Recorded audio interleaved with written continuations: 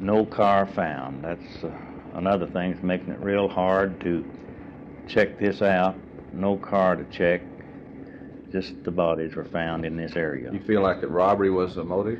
Have no idea what they had on them. Now the boy, there was a Zippo lighter, cigarette lighter, found in his pockets. It was painted white on both sides, and on one side painted or printed, "Have a good day." And that was all the property that was found on either of the bodies. Do you have any clues as to where you're going from here? No, we must get them identified first.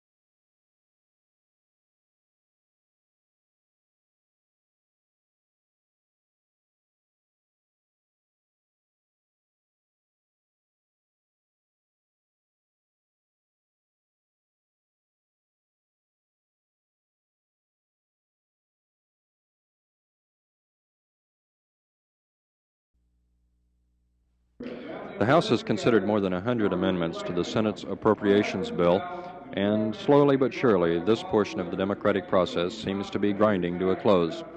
From here, assuming the House does reach some kind of decision about this bill, it will go back to the Joint Legislative Finance Committee, and the whole process will start all over again. Meanwhile, senators are cooling their heels over in the other wing of the Capitol building, reportedly at one point unable to gather a quorum for their scheduled 4 o'clock session today.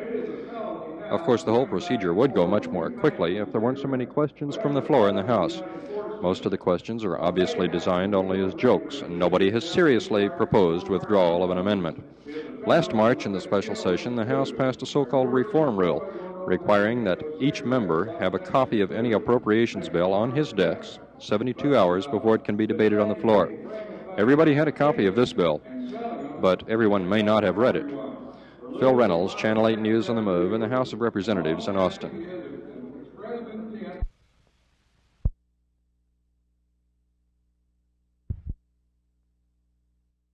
The scene was the fireworks stand at the corner of Addison and Weber, northeast of Dallas. The showdown was scheduled for high noon, and the lawmen rolled up right on time. In fact, they rolled up almost too soon for the fireworks distributors, who were quickly making a getaway at the other end of the lot with about $200 worth of fireworks just as the lawmen arrived. Today's showdown was the latest chapter in the continuing story of whether or not fireworks can legally be sold on this corner. For the past 7 years, fireworks have been sold here, but then local officials cooled to the idea following a number of fires attributed to fireworks. Last year, for example, a barn was said to have burned down. But until today, officials weren't able to enforce local ordinances against selling fireworks here because no one was sure if this location is inside the city limits.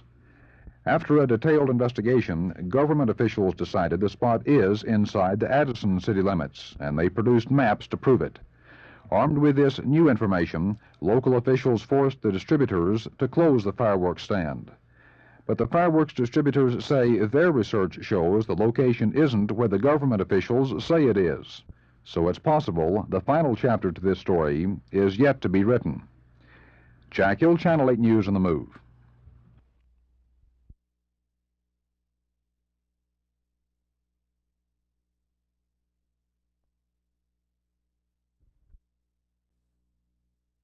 The word was out this morning that it would be a long, long day on the floor of the House of Representatives. First thing this morning, Representative Bill Finck of San Antonio began explaining the Appropriations Bill.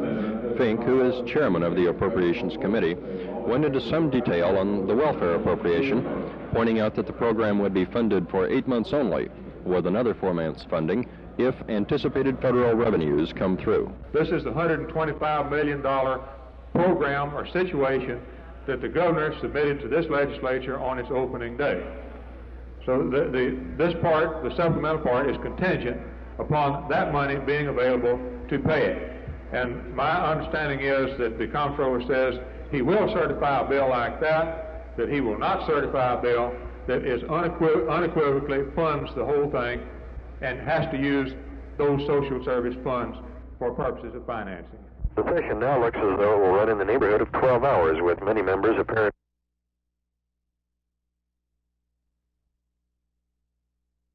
By and large, yes. That's on the one hand that they've made some excellent statements, but we would like to see more follow through on that.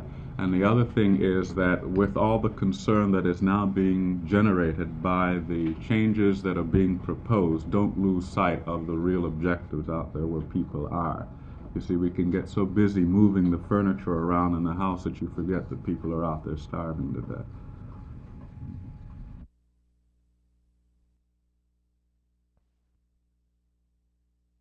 Well, there's pros and cons. We have many people within the administration, including the president, who are doing much. We have other people to the contrary, like McGovern, who are diluting our efforts. How do you feel that they're diluting your efforts? Hey, well, one of the basic issues is the fact that all the POWs have not been identified. The communists accede to 400. Hey, we say there's closer to 1,700. The credibility of the communist regime has been totally unacceptable. Hey, McGovern says that we should go ahead and withdraw from Vietnam, and then based on their reliability index, we would probably get the POWs back once the forces are withdrawn. And we're saying to the negative that the POWs need to be identified first.